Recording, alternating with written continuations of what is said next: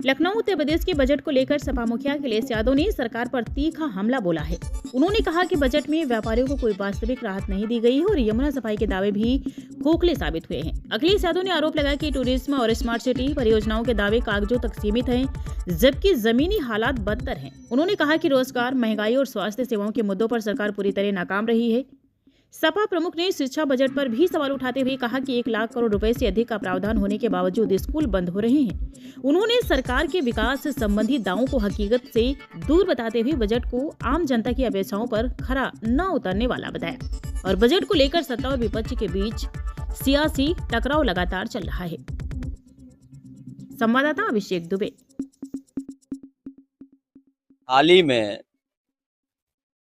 दिल्ली और लखनऊ के दोनों के बजट आए हैं।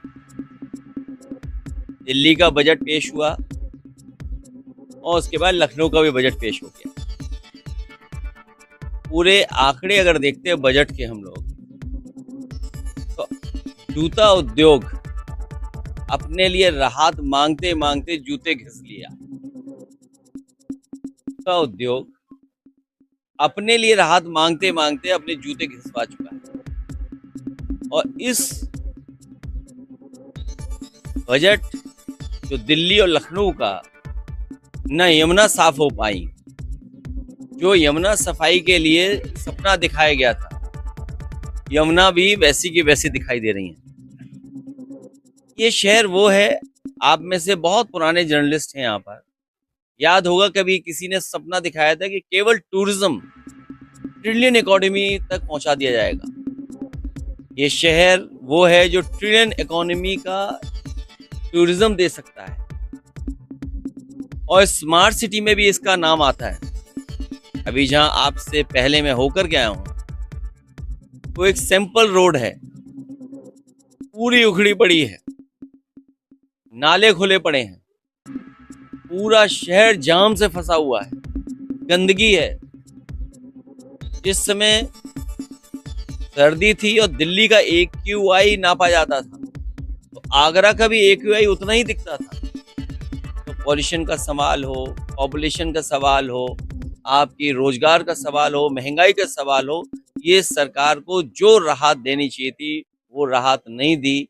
और तमाम ऐसे भू माफिया होंगे, भूमिगत, भारतीय जनता पार्टी ने जिनको जन्म दिया है।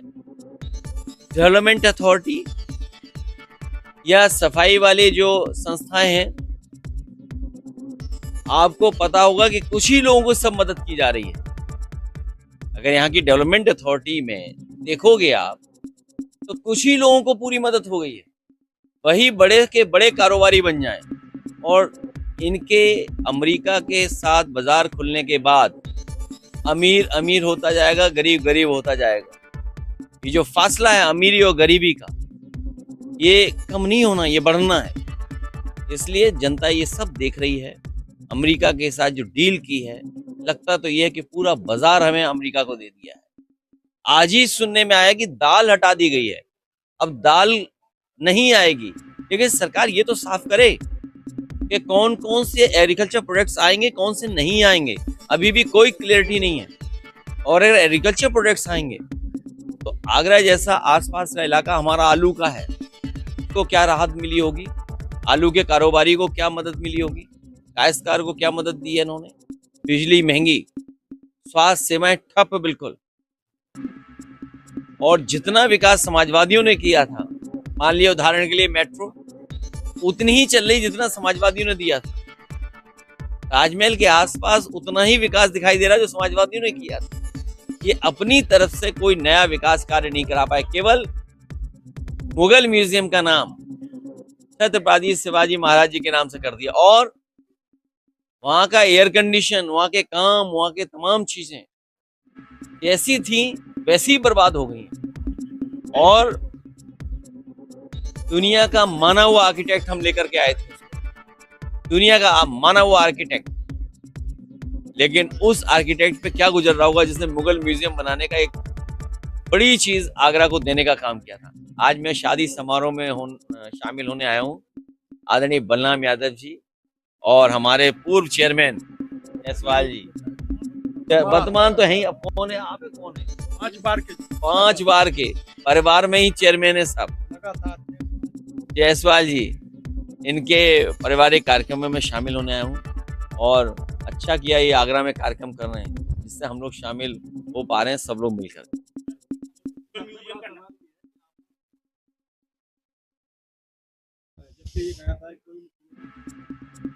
देखिए प्राइमरी एजुकेशन का बजट 80,000 करोड़, सेकेंडरी एजुकेशन का बजट 22,000 करोड़। सोचिए 1 लाख करोड़ बजट है शिक्षा पर। 1 लाख करोड़ बजट केवल 2 विभागों का मिलाकर के, और 10 साल में बताइए क्या कहां पहुंचा दिया लोग। स्कूल बंद कर दिए और जो गुणवत्ता होनी चाहिए क्वालिटी ऑफ एजुकेशन वो बर्बाद कर दी। और अगर शिक्षा विभाग हमारे दोनों प्राइमरी सेकेंडरी पॉलिटेक्निक ITI इन सब को अच्छा चलाया गया होता तो आपको स्किल डेवलपमेंट के प्रोग्राम नहीं चलाने पड़ते, और जो स्किल डेवलपमेंट के प्रोग्राम थे वो सब के सब बंद हो गए। और स्किल डेवलपमेंट प्रोग्राम का प्रचार में तो इन्होंने हजारों करोड़ रुपए खर्च किया, लेकिन स्किल से नौकरी मिल जाए वो काम नहीं किया इन्होंने।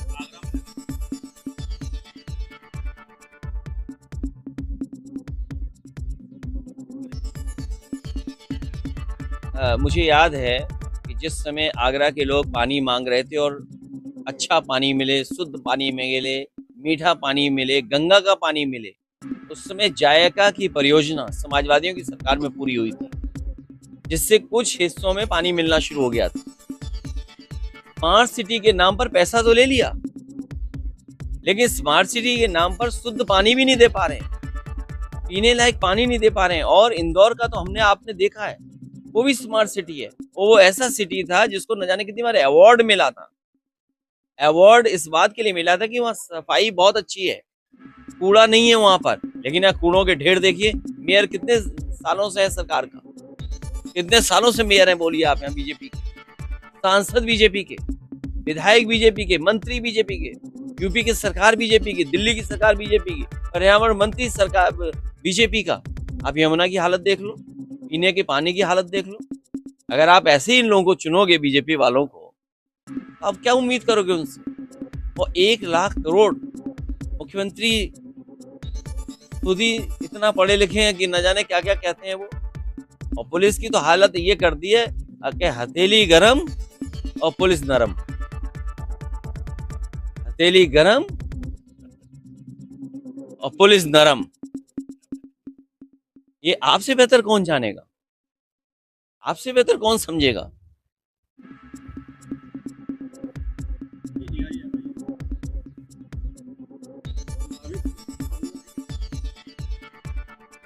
तो जो हमारा PDA का गठबंधन है, और मुझे खुशी है इस बात की कि उत्तर प्रदेश की जनता ने PDA को और PDA के साथ जुड़ करके भारतीय जनता पार्टी को हरा दिया।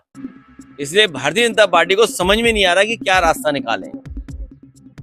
वो हमेशा डिवाइड एंड रूल जो अंग्रेज बता के गए हमें, अंग्रेज जिन्हें डिवाइड एंड रूल का फार्मूला का सबसे मुखिया माना जाता था, उसी डिवाइड एंड रूल पर ये भारतीय जनता पार्टी काम कर रही है। लेकिन उत्तर प्रदेश की जनता समाजवादी विचारधारा, सोशलिज्म, सेकुलरिज्म